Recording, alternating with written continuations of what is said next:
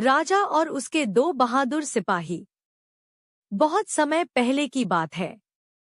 एक शक्तिशाली राजा था जिसकी वीरता की कहानियां दूर दूर तक प्रसिद्ध थी।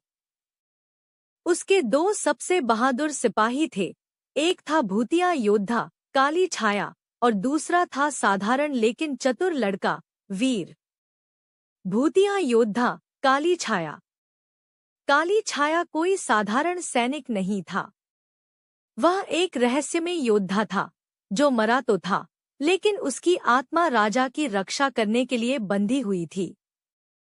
वह रात के अंधेरे में प्रकट होता और बिना किसी को दिखे दुश्मनों को मार गिराता। लोग उसे देखकर डरते थे, लेकिन राजा को उस पर पूरा भरोसा था। साधारण पर होशियार लड़का वीर। वीर एक आम गांव का लड़का था, लेकिन उसकी चतुराई और हिम्मत ने राजा को प्रभावित किया। वह तलवारबाजी में उतना माहिर नहीं था, लेकिन उसकी बुद्धि से हर समस्या का हल निकल आता था। राजा ने उसे अपनी सेना में खास सलाहकार बना लिया। खूनी किला और भयानक युद्ध। एक दिन राजा को पता चला कि उनके राज्य के पास एक भूतिया किले में एक दुष्ट तांत्रिक अघोरनाथ छिपा है, जो काले जादू से पूरे राज्य पर कब्जा करना चाहता है। राजा ने अपने इन दो वीर सैनिकों को किला जीतने का आदेश दिया।